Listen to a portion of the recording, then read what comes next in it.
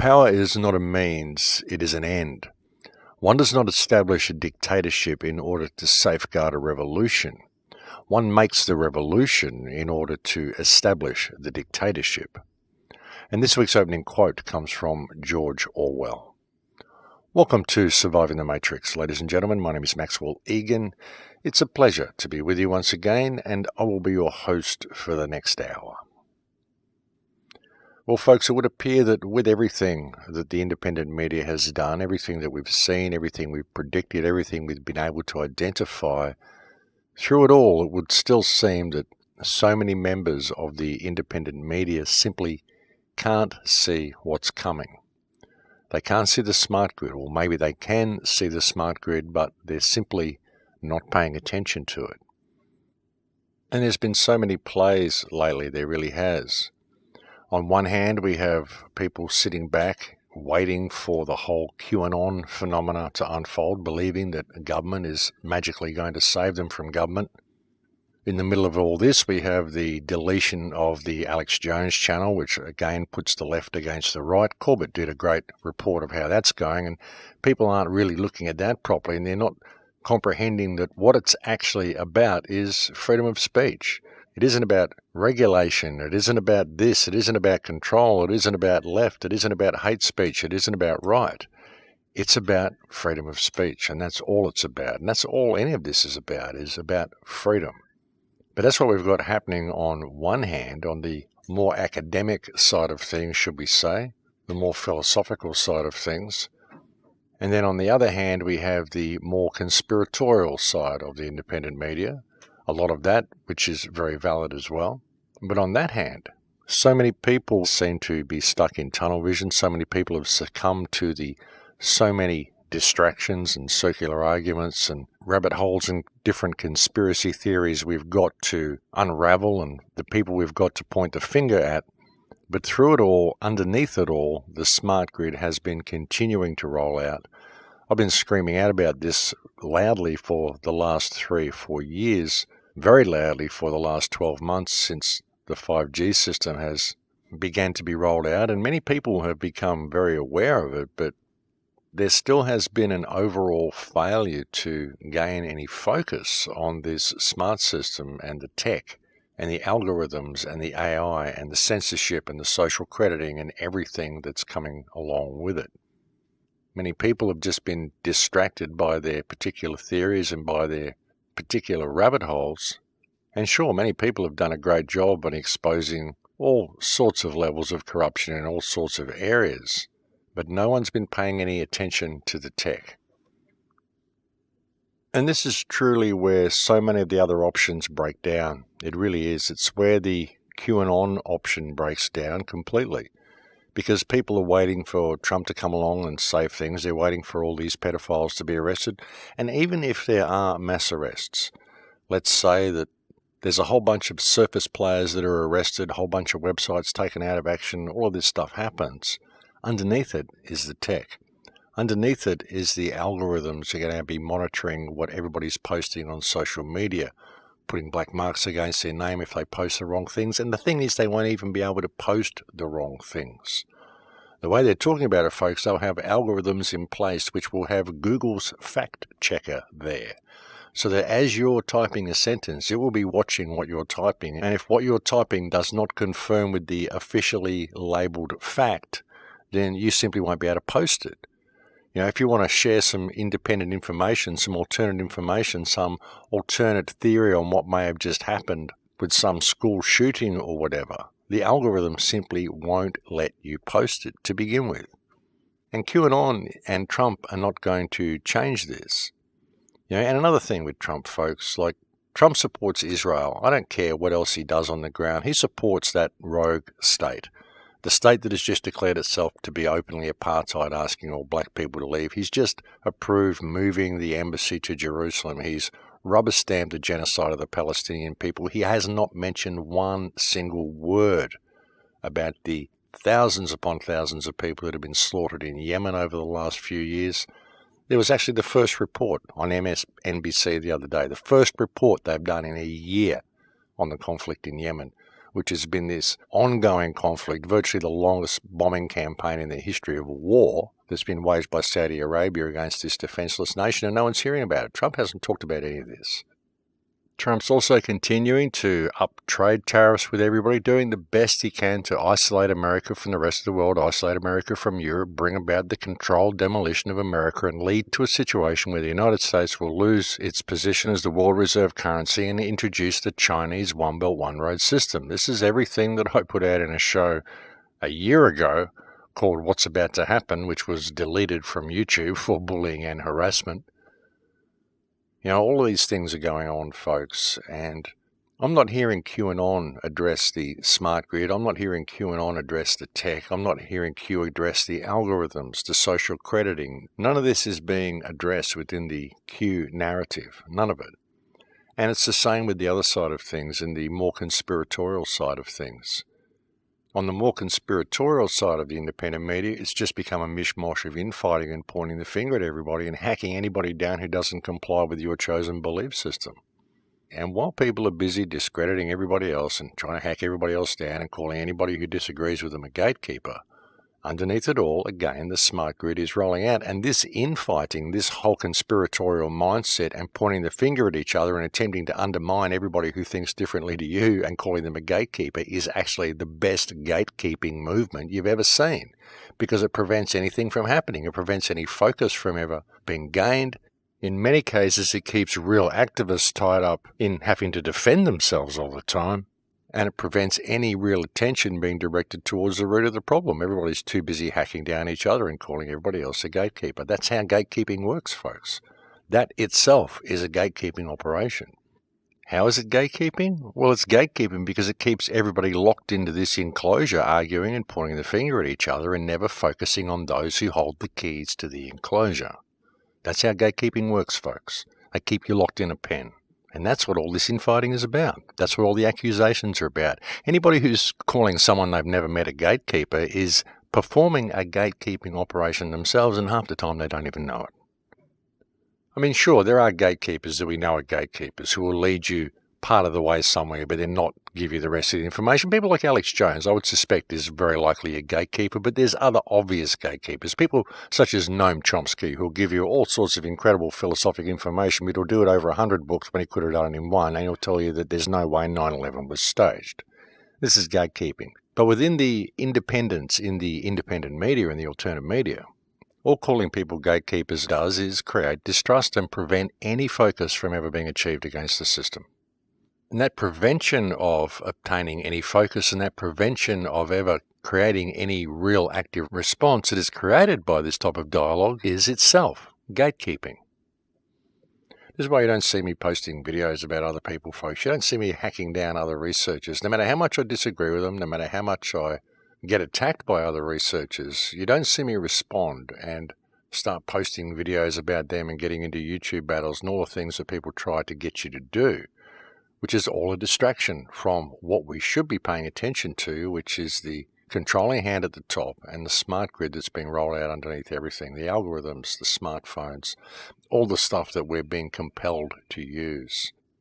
And the thing is, if people could just agree to disagree on whatever their belief systems are and allow others to be open-minded or whatever it is, I mean, just agree to disagree. People have to understand that they don't know what's going on. None of us really know what's going on, and put their egos down and get some focus on the actual control grid, because if we could just do that, focus on the control grid, we could heal the world in a day.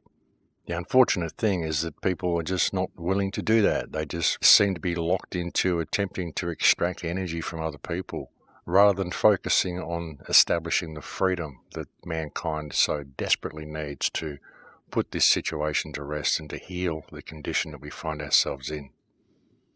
Now, all we've got to do is get a little bit of focus, but we really do have to pull ourselves away from the tech. This is stuff that I get from people as well when I suggest that people throw away their smartphones. They say, well, gee, how would I ever listen to your radio show? Well, the way you did before they invented smartphones, folks, on your computer, on a laptop, on something else, not a phone. You know, you can access the internet through other devices that are not smartphones. You don't need to be carrying a scrying mirror around with you everywhere you go, a surveillance device tracking you, monitoring you everywhere you go. You don't need to be doing this. You can access the show and access the internet when you get home on your computer. That way, when you're out in a real world, you will actually be interacting with the real world and interacting with real people in real time. You don't need to be in the virtual world interacting with virtual people in a virtual world all the time when you're out in the real world with real people around you. That's the problem, you see. And that's why I suggest that people throw away their smartphones. I mean, I access the internet all the time, folks, and I upload YouTube clips and do all the stuff that I do, and I don't use a smartphone. So, just a thought. Just a thought, because the only reason they're able to roll this smart grid out is because we just use it by matter of course, and we construe it to be convenient to be using these things, but really it is the surveillance grid itself. That is the New World Order, the smart grid. A technological dystopia, removing all of our connections to reality in the real world and real things that we used to do to each other, like talking to each other, having eye contact with each other, handing money over to each other at a shop counter, removing all this and putting it all in a virtual digital world so you can be locked out of your life because your life exists only in the digital realm. That's the way it's becoming, folks.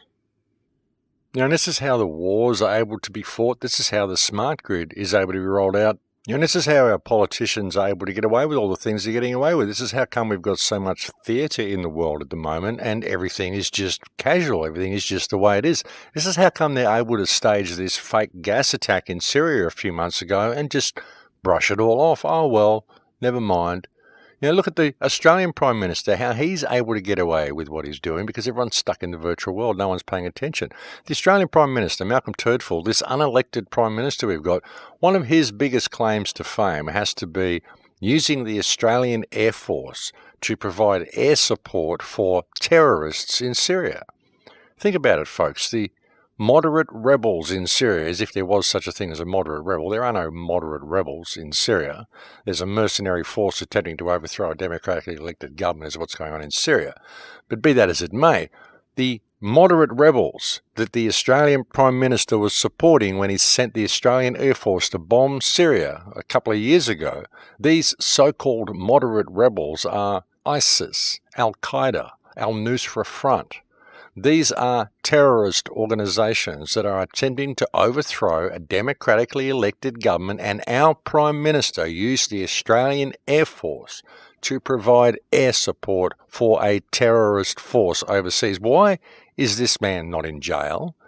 How is he able to support an internationally condemned terrorist force using the Australian Air Force and still remain out of jail? And yet people can claim that we've got law in this country and they can just fob it off like nothing happened because they're too busy looking at their smartphones and looking at all the icons and posting on Instagram. And they might even read it in the news and go, oh, what a terrible scandal. And I'll call it a scandal because it was a politician that did it, but it's not a scandal, folks. It's a crime. The man's a criminal. He supported international terrorism. He's a war criminal by default, just from his actions. Even the fact that he supports the state of Israel, blah, blah, blah. We could go through that whole thing that I've gone through ad nauseum. Any politician who supports the state of Israel is supporting international war crimes anyway. So all this stuff is happening and people don't pay any attention to it. They're too locked in the virtual world. And even when they go out and start talking to people in the real world, half the time they're not talking about anything except what they're seeing on their smartphones. Half the time when they go out and have dinner or meet their friends, they're not even talking. They're just all gathered in the same place and they're all lost in their own virtual world on their smartphones while they all sit around together. That's the sort of world we've become. That's the sort of species we've got, folks. Either that or they're part of the independent media, part of the truth movement or whatever you want to call it, but half the time, even with that, they're just locked down a rabbit hole trying to get more information about something or more dirt on somebody else. So many people on YouTube have resorted to posting videos about each other and attacking everybody else and posting their analysis of what this other truth seeker said or whatever. It's just gotten so ridiculous. No one is paying attention. No one is looking at what the New World Order is, how quickly it's rolling out, and what steps we could take to circumvent it if we could just get a little bit of focus. Of course, we're not going to get that until we can get some unity. And while everybody is continuing to hack everybody down who doesn't comply with their own chosen belief system, we're never going to get anywhere. And the disturbing part about it is most people who are locked into belief systems also hack down anybody who keeps an open mind and simply isn't locked into any belief system. People who are still genuinely searching for the end of the rabbit hole and don't believe they've found it yet, sometimes these people get the most abuse. Because you must believe, you must lock yourself into a belief halfway down the rabbit hole again, folks. Perfect gatekeeping operations. But the bottom line here is that we do have to get some focus. We really do. This smart grid is rolling out very quickly. All the algorithms and all the changes that are being made to social media, all the stuff that's going to come out of this theatre that's just happened with Alex Jones, which is definitely contrived, definitely planned, definitely done to set a certain set of dominoes in motion, and it's all going to lead to tighter regulation of the internet. It's all going to lead to censorship. It's all going to lead to the rolling out of algorithms all designed to keep us safe, which are all going to keep us silenced, is what it's really leading to if we don't pay attention. And that's the thing, folks. We're never going to get anywhere until we've established freedom. We're never going to get freedom while we continue arguing and accusing each other of whatever. And while we're doing this, all these algorithms are rolling out. And very soon, it's not going to be very long, you're not going to have access to all the stuff you wanted to go and research anyway. All those video clips you're looking for, all those belief systems that you've got, all those things you're finding to support those belief systems. You just won't have access to any of that information soon because it'll all get expunged from the internet. Because we were all too busy pointing the finger and infighting and arguing with each other while all of this tech and all these algorithms and all this whole smart system was being rolled out underneath everything, while most people generally simply weren't paying attention. That's something that often becomes the most frustrating in this work, is people wanting solutions to the situation that we're in, but not really seeing the situation that we're in themselves. And not seeing how their participation in the system is what is creating the situation. And people write to me and say, well, how do I stop participating in the system? What do I not shop? What do I not eat? What do I not live anywhere? No, you just step away from the technology. Shop with cash. Refuse to use all their smart systems. Refuse the smart meters. Refuse the 5G grid. Go back to living like a human being. Interact with people in the real world. There's ways we can slow this system down by simply not complying with it right now. But, ultimately we've got to step back and really see what the whole thing is. As I've said so many times, what we're dealing with here is a multinational criminal cabal. You've got to get this whole concept of nations and governments out of your mind. It's just one big corporate system that is being used to play people off against each other and play countries and nations off against each other in order to create this whole smart grid. That's what it's about. That's what it's always been about. That's what all these theatres of conflict are about. That's what the whole concept of nations are about. Nations in their current aspect, in their current situation where they're all based on economic viability, so they've got to compete with each other for resources and all this stuff.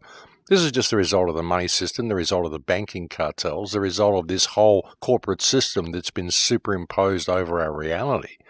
And we need to see that for what it is. And there's many people who can see it for what it is, but yet they still believe they're going to find the remedy somewhere in government. And that really is something that amazes me as well. They think Trump's going to come along and save things. And sure, he may come along and heal things politically and we'll have a decent political system in place. But what about the smart grid? What about all that? Because government is soon to become irrelevant when it's all run by algorithms. Government will just be figureheads. I mean, they're just figureheads anyway. It's just a puppet show now. But it's going to become even more that way once it all turns over to algorithms and all becomes smart. And it's our participation in it. See, that's the solution. You really want to know how to stop complying with the system? Throw away your smartphone. Turn off your television. Start participating in your child's education and seeing what they're being taught at school. Start participating in what is taught at the school system. Start participating in what the politicians are doing and having a look at what they're doing and stop complying with it. That's how to defeat the system. That's how to stop what's coming. And people seriously have to stop creating enemies out of potential allies online, because that's what many people do with all this trolling and all this accusations that they throw at each other. It's all just creating enemies out of people that you haven't met. And why would you want to do that? That's what people try to do with me. They just try to create an enemy out of me for some reason. And Yet if they meet me in the real world, it wouldn't be like that at all. In the real world, I don't have any enemies. I quite literally don't know anybody that I don't get along with. I don't know anybody that dislikes me. I don't know anybody that I dislike. It's a weird thing. The only enemies that I have are these people, these trolls online, and it's the same for many people. They just adopt these belief systems and they go out and they make enemies of everybody who doesn't have the same belief, and it's a very, very bizarre thing, and it doesn't achieve anything. Because as I've said, your greatest asset is the people around you, because ultimately we are all in the same position. We're all facing the same beast system. We're all facing the same smart grid. We're all facing the same criminal cabal. And the biggest asset we've got is the people around us, if we could just develop enough respect for each other to get a little bit of focus. And so much of this system has been about compromising people's heart space, getting people to close their hearts. When you look at the education system, you look at the business system, and then you take that further into what's become this new digital system, this online system. People will say things to each other online that they would never say to the face of a person. And they've been encouraged to do this over generations. Like I said, if you go and look at the education system, look at the business system, we may get taught to be compassionate people at home and at school. Maybe we did back in the early days. But then you go into the business world and you're taught to be ruthless in the business world. It creates a sociopathic mentality in people, a competitive mentality in people, which is really a sociopathic mentality. The need to be the one at the top, regardless of what damage you do to other people. It's just good business sense when you can overtake another company and destroy someone's life. You don't really think of it as destroying their life. It's just, well, I was a smarter business person than them. So all this sort of behavior, it promotes this type of mentality in people. You do it over generations, and then you get to the online situations that we got now where, like I said, people say things to others that they would never say to their face. People accuse people of the most horrendous things simply because they have a different idea to them, believe a different thing to them. And it all closes people's hearts down. And if we could just open our hearts to the people around us and just open our hearts to the world in general, we wouldn't have this situation. As I've often said, everything the system does is just basically due to our tolerance of wrong behavior. That's how it's able to get away with all this stuff. That's how all these wars are able to be fought. That's how there's able to be homeless people on the street, because we just tolerate politicians writing legislation down which causes harm, and we just allow it to happen. As long as we're economically sound and we've got our money in the bank and we've got our roof over our heads and we can get to our supermarket in the morning, we're all good. That's the way we think. The whole system has been designed to close down our hearts. And it's been taken to a new level with online communication. It started off nice. It started off all friendly. Then it became more and more nasty, more and more about getting likes, more and more about being the one to get the attention. And very often people will attempt to get that attention at the expense of somebody else. They'll find someone who's got attention and they'll hack them down in order to get the attention of the people that are admiring this person because they want their fan base or whatever. It's this weird thing. And it's all led to a loss of humanity, a further dividing of people. The smaller the world gets online and the closer people become to each other, the more divided they become from each other in many ways because of the type of communication that happens between people. The type of communication that's lost in text. You lose 90% of your communication in text.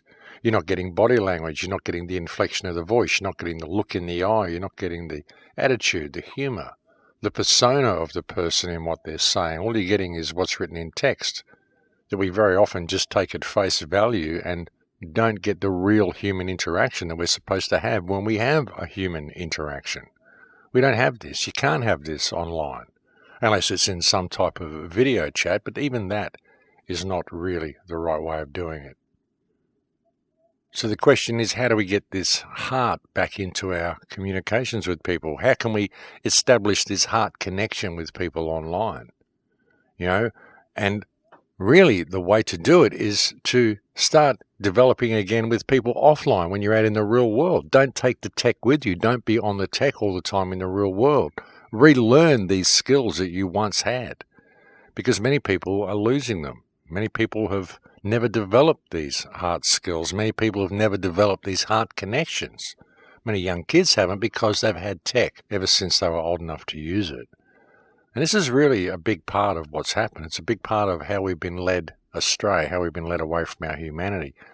We've been led away from the essence of what really makes us human, which is other human beings, the company of people around us, the interaction of people around us. Nobody wants to live like an island. We all need the interaction of other people. And we find out about ourselves this way. We learn about ourselves. We learn who we are through our real interactions with other people. Well, it's a big part of it anyway. It's not all of it, but it's certainly a big part of it. And we've lost all of this with this whole education system, the whole compartmentalization of everything, all the peered classes that we get put into, where they're all competing against each other. There's no variation of ages in classes, so there's no real influence. It's just all competition, and the only influence you've got is the teacher and whatever problems they've got that they're all throwing at the students usually. And then leading away from that, leading onto that into the virtual world where it becomes all about Instagram and likes and how you can get your face out there and become a good business model and a good business achiever and all this other stuff. I mean, it's really removed us from our humanity to such an incredible degree that heart just doesn't come into it. Heart connections just don't come into it. Even with relationships, heart connections very rarely come into it these days. It's what you look like, or how good a partner we will be, how much of a success we may be if we're with each other. Love usually comes way below. It's usually lust or opportunity that creates relationships in many people these days, and that's a very unfortunate thing. It's an unfortunate thing to say, but it's a real thing to have to admit because, unfortunately, it's true. Not in all cases, again, but in many cases, unfortunately, it is. And again, it's all due to a loss of heart. See, that's the whole problem with the whole thing. That's why the system is even able to perpetuate and continue, because of our loss of heart. Really, it all comes down to us, folks. It always has. That's the way out. That's why no one can see it, because the answer lies within themselves. And that's the last place most people are prepared to look. But anyway, folks, I think we have reached break time here, so I'll leave it there for now, and we'll go and have a break. Thank you for joining me on the air today. It's always a pleasure to have your company, and I'll be back to speak to you again in a few minutes. And welcome back to the show, ladies and gentlemen. Yes, so in considering the opening quote by Orwell, the concept that you don't create a dictatorship to safeguard a revolution, you create the revolution in order to establish the dictatorship. When you consider this concept and you look at the so-called truth movement, what it's done in undermining the government, exposing the government corruption. I mean, there's been a lot of elements of the truth movement that have worked well to expose corruption, but there's been certain sections in there that have been really attempting to whip up hatred, whip up violence, and whip up revolution. And what would be the purpose of this? Well, when you consider Orwell's opening quote, you see the purpose of it. And if you look at the writings of people such as Helena Blavatsky, the externalization of the hierarchy, what this actually means, the externalization of the hierarchy is exposing the mechanism of the control grid. And why would they do this? Again, it's in order to whip up public fervor, to plant the seed of rebellion in people's minds, to bring about some sort of a violent uprising. And this is why violent uprising and revolution is such a bad idea, and why simple non-compliance is the best idea. Revolution just brings about a violent clash, and those with the most weapons win. And at the moment, the government has the most weapons, folks. That's just the way it is. But non-compliance, it simply deactivates the system. It simply ceases to function because there's no mechanism holding it up anymore. But you look at this and you look at this concept of the externalization of the hierarchy, and you begin to see why there were so many people in the independent media that were pushing fear on people. This is what got me started back in the beginning when I first started speaking out in 2008 and doing a radio show, was because there was just so much fear being pushed on people. And it didn't seem practical. I was looking at all the things that were wrong with the world, and so many other people were looking at them as well, but so many people were just screaming in fear, fear, fear of all this terrible stuff that's coming down. And sure, there is a lot to be concerned about, but a lot of it almost seemed to be specifically designed to motivate people into a violent uprising. And a violent uprising is not going to achieve anything. I really don't believe that violence is the way forward. I just don't believe in violence. I mean, having said that, I believe in counter-violence, not a problem. If someone comes for you, you should defend yourself against them, but you shouldn't be the one instigating violence. Because we can do all this without violence. We can do it by simply pulling our energy away from the system. Now, having said that, I do expect that if people do that, the system will react with violence, and in that situation, well, of course, counter-violence may be necessary. And when I say counter-violence, what I'm saying is absolutely you should defend yourself against anybody who attempts to take your liberties away. But there's no reason to start from that point, to just assume that these are the bad guys and we need to go kill them. It doesn't work that way. And the thing is that no matter how intimidating the powers that be present themselves as being, there's far more of us than there is of them, and we are the ones who give all the energy to the system. We give it all of its energy, and if we pull our energy away from it, then it doesn't matter. It can't function. It doesn't matter how many guards they may have there. There's far more of us, and there'd be simply nothing they can do in that type of a situation. Now, all we would really need would be to get a little bit of focus, and of course that's why the system is doing everything that it's doing. That's why the Trump presidency has been the way it is. I mean, there's so much theatrics going on in the world today. It's incredible to see. The political theatre, you notice how it's on and off again with North Korea, on and off with Russia, on and off with Syria, on and off with all of these relationships with all these different countries. And again, in the middle of it, we have the Alex Jones thing, so this puts the left against the right and the independent media as well. And we've got all of these theatrics going on. We've got QAnon going on. Everyone's sitting back waiting for this big event that's going to happen in November and all of this stuff.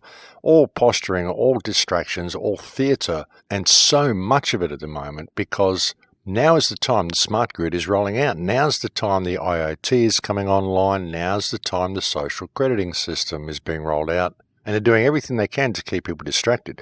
10 years ago, I said that the most practical thing you could do to defeat this system is to put in a vegetable garden, start growing your own food, and to break down the barriers with your neighbours, to get to know the people next door, so that all the people in your street form one big community. You all know each other, and you all stand for each other, so that when the system does come for you, you can simply stop complying with it, and everybody will support each other in that non-compliance. I always said that if you're baking a loaf of bread, bake an extra one and go and give it to your neighbours. If you're baking cookies or cakes, bake some extra ones and go and introduce yourself to your neighbours. Imagine if people had done this 10 years ago when I suggested that they did, and they now had these strong communal ties with the people, and they would all stand together in the face of the system.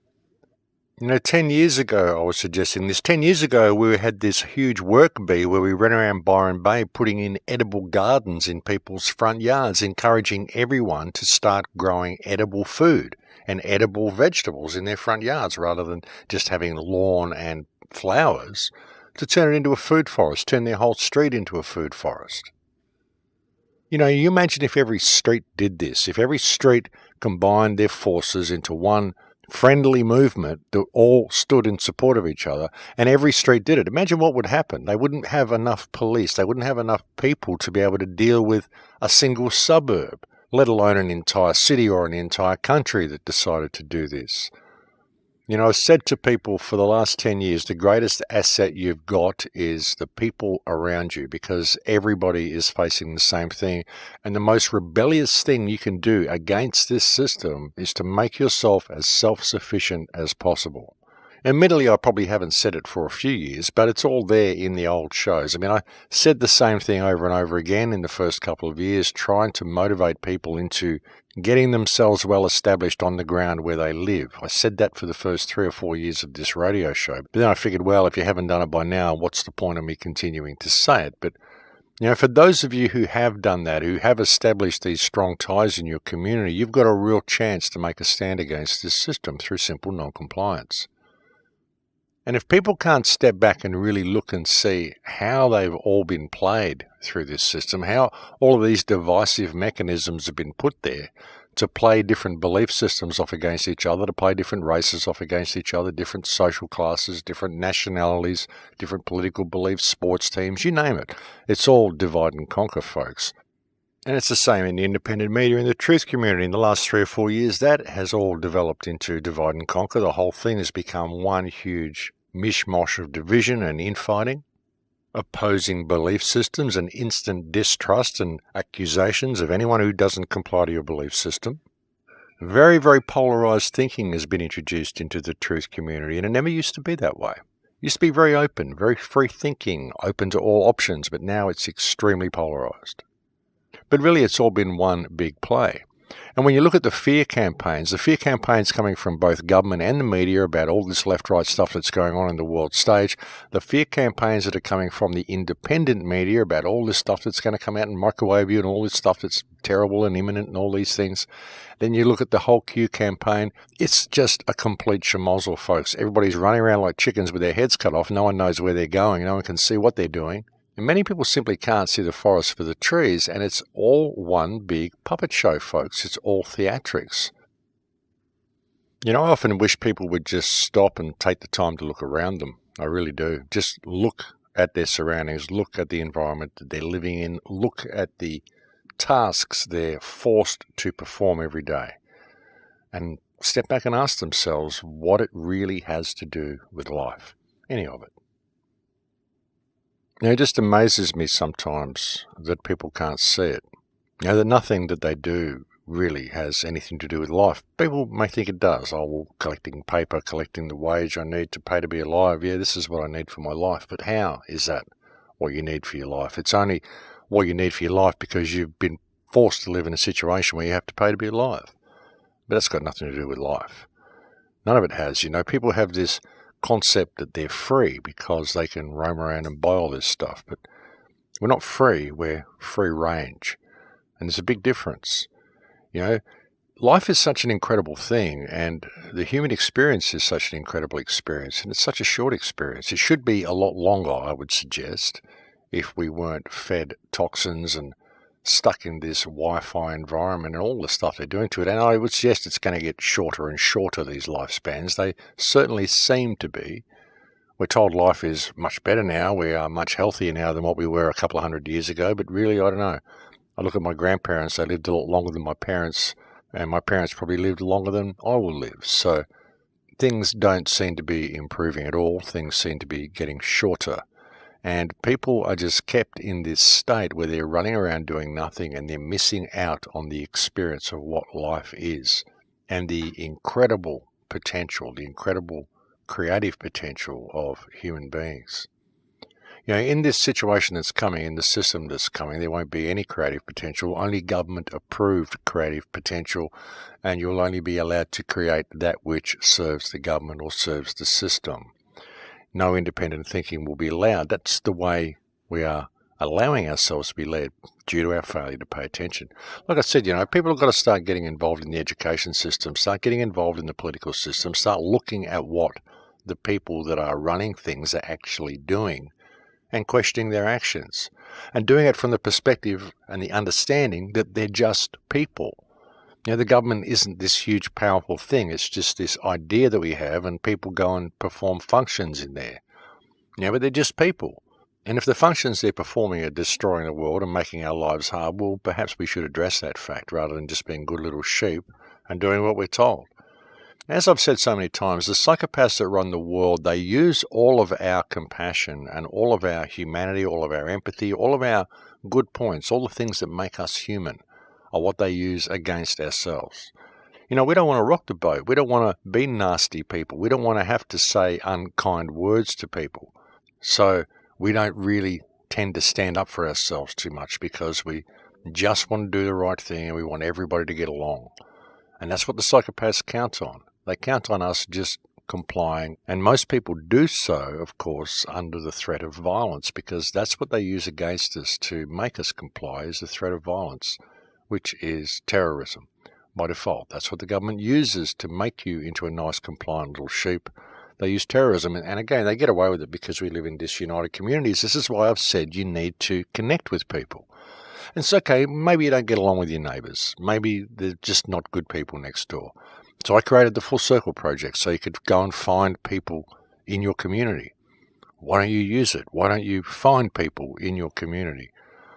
Go and have meetings, put up notices on public notice boards and just meet people. Get out there and talk to people. Go to the park, feed the birds, meet other people who feed the birds, talk to them.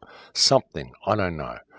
Do what you can to meet people. Do what you can to break down the barriers with people. If you can't meet the people next door, well, go somewhere and meet some other people somewhere else. But just get out and about, get out in the world. Don't take the tech with you. Just get out and try talking to people again, the way we used to. Go find a community garden and go and participate in a community garden. Go and put a couple of hours work in there once a week and get some free vegetables and get to know some of the other people who work at the community garden.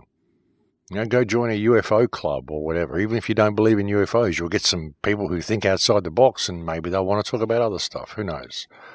If you can't find something to join, maybe start your own. Put up a public notice and start your own meetings somewhere and just discussion groups, something.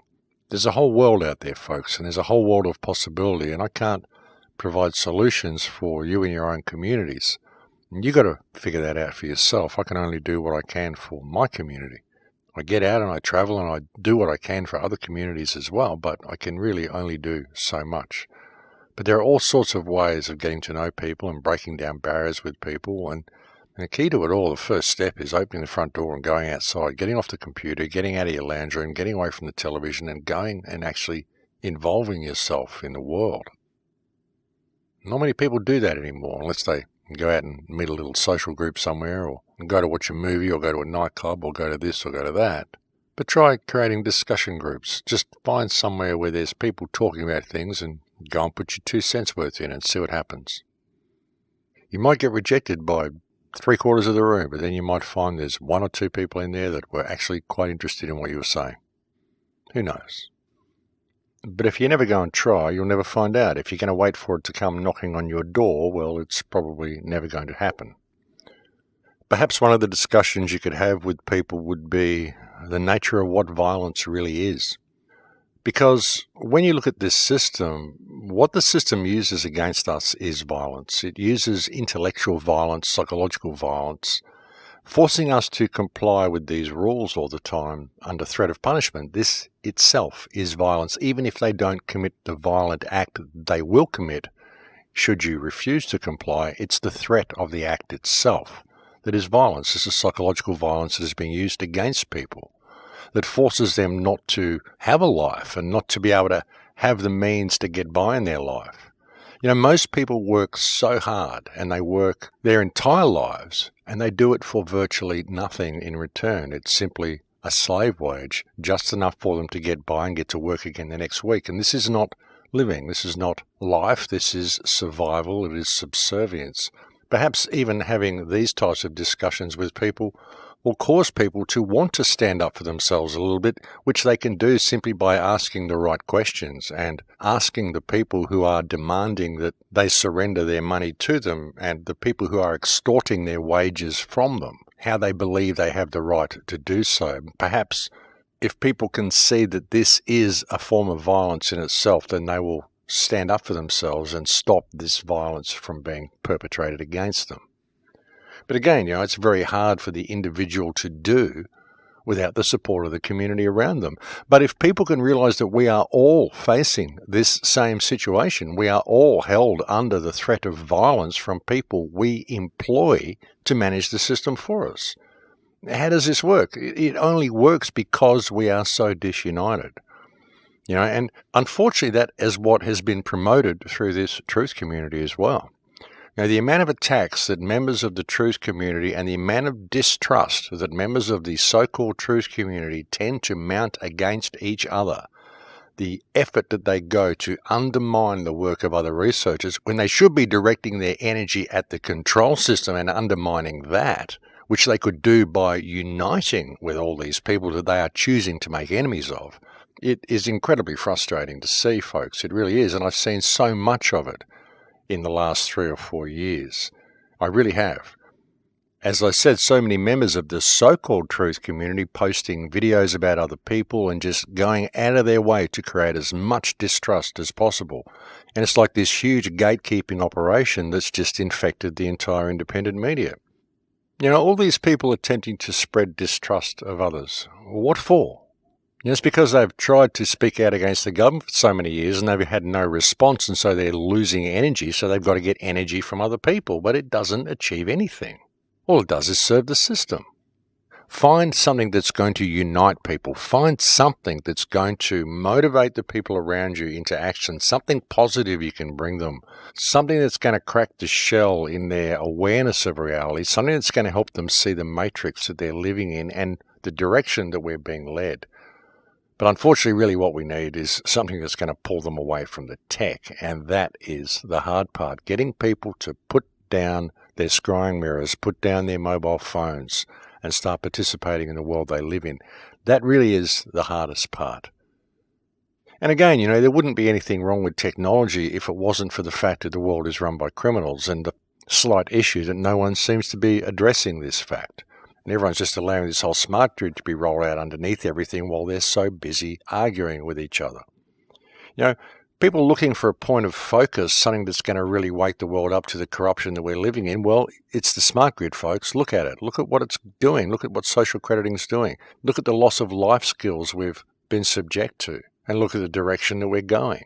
You know, what we've got here simply isn't sustainable. This whole economic system, the political system, none of it is sustainable. But at the same time, we have the entire earth at our disposal. We have all of the resources of the earth. We have a world of abundance that we could turn back into an abundant world if we were to simply withdraw our support from the control mechanism. You know, a lot of people complain and say, I talk about government too much as well. I never talk about the workings behind it. Well, you go try getting at the workings behind it, folks. You can't get at the workings that are behind it because government's there, because you still give your support to the system. And if you want government to go away so you can get at the mechanism behind it and find out what's really going on, just withdraw your support from the system.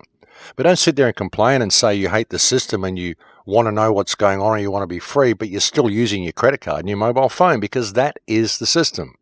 If you're shopping with a credit card, if you're using your mobile phone and you're using Facebook Messenger app and you're taking this little surveillance device with you everywhere and you're buying smart devices and you're getting smart meters installed on your home, then don't tell me that you're fighting the system, because you're not. You know, if you've got your head down a rabbit hole and you're going out there accusing anybody who doesn't think the world is flat of being a government agent, then you're working for the system as well, whether you know it or not.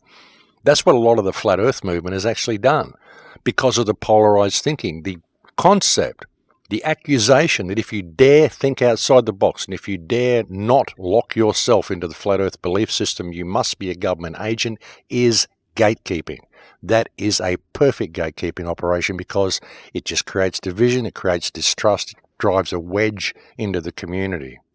And, you know, the flat earth community as well, they still won't address the issue of triangulation, why that shows curvature exists. Perhaps the earth is a lot bigger than what we are being told. Perhaps there's a lot wrong with the model that we're given. But it's the polarized attitude and the concept that if you do not think like I do, you are an agent. That is the gatekeeping mechanism that has been inserted into the entire flat earth movement, and it's just still running rampant. There are whole members of the flat earth community who dedicate themselves into spreading distrust about others. That's their whole mission in life these days, and it really is serving the government so well, and is so sad to see.